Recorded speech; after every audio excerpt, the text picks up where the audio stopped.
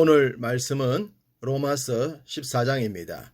의와 평강과 희락의 나라라는 주제로 말씀을 전하겠습니다. 아인슈타인의 상대성 이론을 잘 알지는 못하지만 세상의 모든 것들엔 상대성 원리가 작용합니다. 정이 있으면 반이 있고 흙이 있으면 백이 있는 것처럼 말입니다. 빛이 있으면 그림자가 있고 강함이 있으면 약함도 있습니다. 잘하는 것이 있으면 못하는 것이 있고 칭찬이 있다면 책망도 있습니다. 긍정이 있으면 부정도 있고 믿음이 있다면 불신도 있겠죠. 이렇게 상반된 두 영역이 있다면 그 영역에서 어떤 영역을 선택할 것인가? 그것이 삶의 현장입니다. 인생이 유한하며 불완전한 존재라면 하나님은 무한하시며 완전하신 분이십니다. 이렇게 완전하시고 무한하신 분께서 우리를 선택하셨고 우리에게 생명을 주셨으며 살아갈 방향도 가르쳐 주셨습니다. 1절 믿음이 연약한 자를 너희가 받되 그의 의견을 비판하지 말라. 믿음이 약한 자가 있다면 강한 자도 있겠죠. 믿음이 약한 자는 영적인 아이인지라 스스로 할 수 있는 것들이 많지 않을 것입니다. 그러니 당연히 도움이 필요하고 잘할 수 있도록 도와주어야 하는 것입니다. 그런데 사람들은 약한 자들을 돕고 기다려주기보단 압박을 가하거나 주눅을 들게 할 때가 많습니다. 그의 의견을 비판하지 말라고 한 내용이 그것입니다. 여러분들이 자녀들을 키울 때 자녀들의 유치한 행동과 말을 잘 참아주고 들어주지 않았습니까? 그런 세월이 있었기 때문에 아이들이 정상적인 어른으로 성장한 것입니다. 영적으로도 동일합니다. 비판과 책망보다는 용납하고 기다려주고 가르쳐주고 이끌어주어야 합니다. 그렇지만 실제 상황에선 그게 쉽지 않습니다. 어떤 가정의 부모는 아이들의 유치함을 용납하지 않습니다. 마치 자신들은 처음부터 어른이 된 것처럼 말입니다. 영적인 어른들도 그런 행동을 할 수 있습니다. 그래서 바울은 자신의 입장이 아닌 상대의 입장에 설 것을 주문합니다. 2절부터 4절은 각자 다른 상황에 처했을 때의 행동에 대해 말씀합니다. 더 잘하는 자가, 더 강한 자가 그렇지 못한 자를 업신여기거나 비판하지 말라는 것입니다. 더 못하거나 약한 것은 비판의 대상이 아니기 때문입니다. 아직 더 배우지 못했기 때문이며 더 강해지지 않았을 뿐입니다. 그런 것들을 업신여기거나 비판하게 되면 그들은 더 주눅이 들어서 더 못하게 될 것입니다. 초대 교회는 행위적 율법에서 믿음의 본질인 복음으로 전환이 되는 시기에 있었습니다. 혈통적 우월주의로 의롭거나 행위적 온전함으로 하나님의 자녀가 될 수 있다는 가르침이 복음의 본질이 아니라는 것을 배우고 있었습니다. 그러다 보니 자연스럽게 오랫동안 매여 있었던 음식 문제도 큰 논쟁거리가 될 수 있었습니다. 가령 레위기 법으로 본다면 먹을 수 있는 음식과 먹지 못할 음식이 있지 않겠습니까?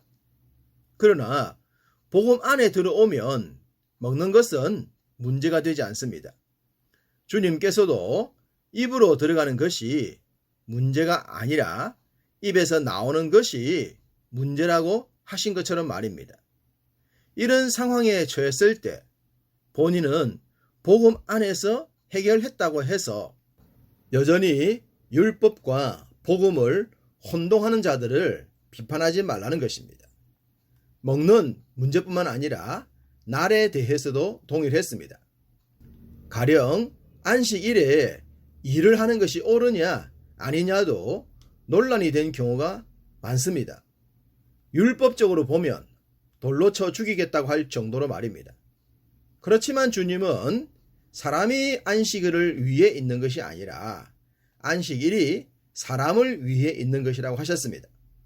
안식일보다는 사람이 훨씬 중요하다는 말씀이죠. 그렇지만 말씀의 본질을 놓치면 안식일 준수로 인해 사람을 상하게 할 수 있습니다. 그렇기 때문에 어떤 날을 어떻게 지킬 것이냐와 같은 문제로 인해 서로 책망하거나 비판하지 말라는 것입니다. 8절, 우리가 살아도 주를 위하여 살고 죽어도 주를 위하여 죽나니 그러므로 사나 죽으나 우리가 주의 것이로다. 우리의 존재 목적은 창조주 하나님의 뜻에 달려 있습니다.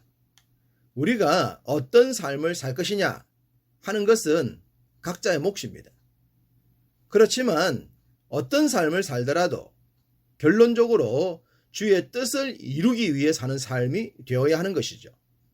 그것이 우리의 존재 목적인데 그런다고 해서 연약한 지체들을 책망하고 비판하는 것이 주의 뜻이겠느냐 하는 것입니다. 당연히 그럴 수가 없겠죠. 그럼 어떻게 살아야 합니까?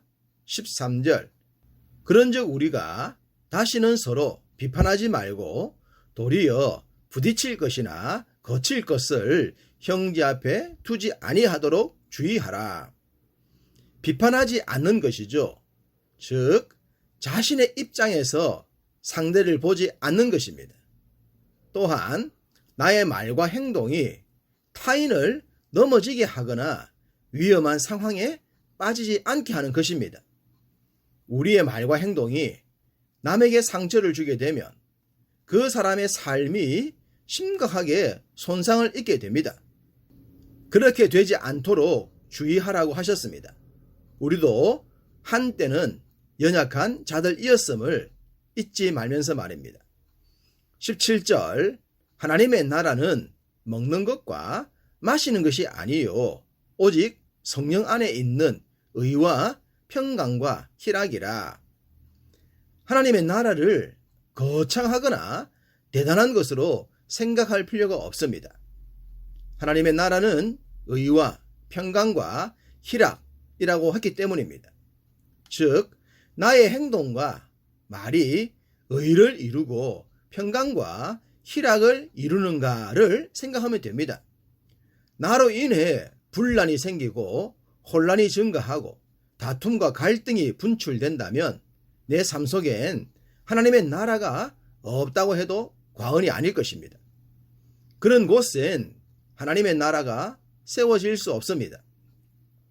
정말로 바꿀 수 없는 진리의 문제가 아니라면 먹는 것이나 나를 지키는 문제 등으로 의와 희락과 평강을 상실하지 않도록 하라는 것입니다. 그러므로 하나님의 나라는 얼마든지 나의 삶 속에서 이루어갈 수 있습니다. 19절, 그러므로 우리가 화평의 일과 서로 덕을 세우는 일을 힘쓰나니. 우리는 무너뜨리는 삶을 지향해야 합니다. 반면 세우는 삶을 살아야 합니다.